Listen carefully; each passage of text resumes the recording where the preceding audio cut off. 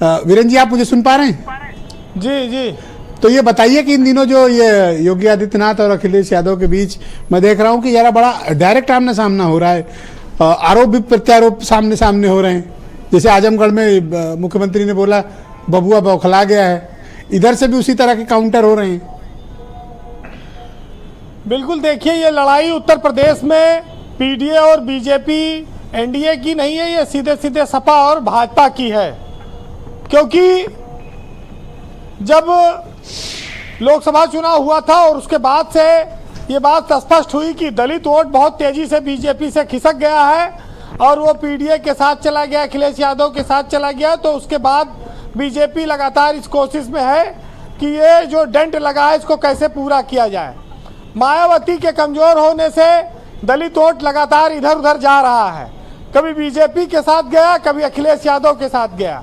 तो ये योगी आदित्यनाथ चूंकि हिंदुत्व के एक ब्रांड हैं और वो मुख्यमंत्री हैं 8 साल से, तो स्वाभाविक है कि वो जानते हैं कि लड़ाई किससे होने वाली है। राम भक्त और समाजवाद की बात नहीं है और राष्ट्रवाद की। यहाँ बात है कि विधानसभा चुनाव में कौन किस पर भारी पड़ेगा, क्योंकि ये लड़ाई राजनैतिक है, सामाजिक चेतना जगाने की लड़ाई नहीं है। ये इतना हर आदमी जानता है।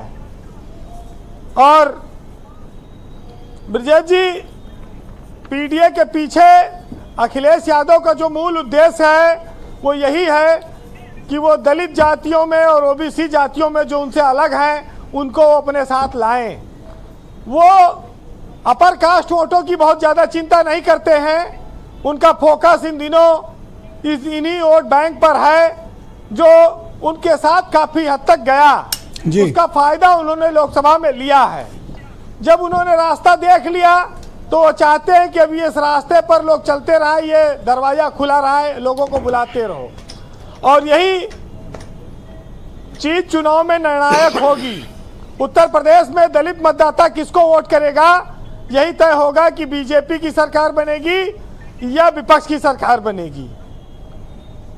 ये जरूर है कि अभी दुबे जी कह रहे थे कि हमको विकास पे बात करनी चाहिए, लेकिन टिकट हम जाति पर देते हैं, टिकट हम सामाजिक समीकरण को देखकर देते हैं, तो फिर कैसे विकास पर बात होगी और जात पात पर बात नहीं होगी।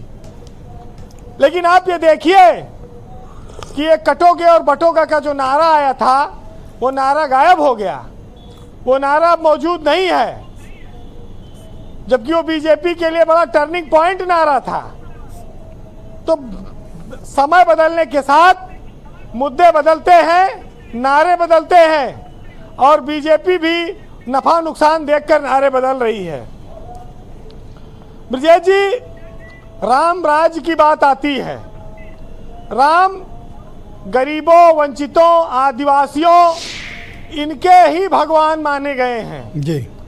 वो क्षत्रिय कुल में पैदा हुए, सूर्यवंशी कहलाए, लेकिन उनके जो 15 साल की उम्र में वो जब वन को चले गए 14 साल के वनवास के लिए, तो उनका अधिकतर समय जंगल में इन्हीं बंदरों के साथ, आदिवासियों के साथ, गरीबों के साथ बीता है, जिनके पास न खाने की व्यवस्था रहती थी, न पहनने के लिए तन पे कोई कपड़ा। नल कोल भील क्या कह रहे थे? नल नील जी हाँ, नील नील। और यही वजह है कि राम ने सबरी को अपनी मां माना, उनके जूठे बेर खाए जी, और उन्होंने दुनिया को एक संदेश दिया हजारों साल पहले कि हम भेदभाव को नहीं मानते, हम जात पात ऊंच नीच को नहीं मानते। सिर्फ इतना ही था सबरी का बेर खाने के पीछे उद्देश्य। और उनके पंपा के सरोवर पर फिर सबरी ने उनको रास्ता बताया कि वहां जाओ, वहां आगे तुम्हें मिलेगा वन में आगे लंका जाने का रास्ता। तो ये भगवान ने भेदभाव नहीं सिखाया हमारे यहाँ, लेकिन अब भेदभाव आजाद भारत में कुछ ज्यादा हो गया है और जातियों के वोट बैंक के कारण ऐसा हुआ है जी। लेकिन जब से कांवड़ यात्रा शुरू हुई है, सावन का महीना शुरू हुआ है, एक चीज बहुत बुरी दिखाई जाती है हमारे फिल्मों में। हम लोग छोटे थे तब से देखते थे, पिक्चर में सावन का महीना आता है, तो गाना बजता है, रंगीन माहौल हो जाता है, बड़ा ऊर्जा रहती। यहाँ तो सावन का महीना आ गया, लोग खाना पीना मांस मदिरा छोड़ देते हैं और बड़ी तकलीफ है वीरेन जी को। पूजन भजन इसमें चल रहा है। कुछ व्यक्तिगत तकलीफ दिख रही है मुझे इसमें आपकी कि सावन का महीना आया है, घटा छाई है और ये सब सुनते आए हम लोग। नॉनवेज छूटा तो वीरेन जी को कुछ है, विशु है। अब आप देखिए कि सावन का महीना का खेल क्या है। वैसे एक चीज जरूर कहूंगा कि आज गुरु पूर्णिमा है और सब लोग अपने अपने गुरुओं को आज शुभकामनाएं दे रहे हैं, लेकिन बेरोजगारी से तंग आकर बहुत सारे लोग जब साधु बन जाते हैं तो ऐसे साधु और बाबाओं के पास ही समाज के बहुत सारे पढ़े लिखे विद्वान ताबीज बनवाने के लिए जाते हैं। और जो बाबा लोग साधु लोग ऐसा ताबीज बनवा रहे हैं, ऐसे भी गुरुओं को आज गुरु पूर्णिमा के दिन मैं नमन करता हूं कि वो समाज को एक दिशा दिखा रहे हैं। बहरहाल सुनिएगा, एक शेर है बहुत शानदार कि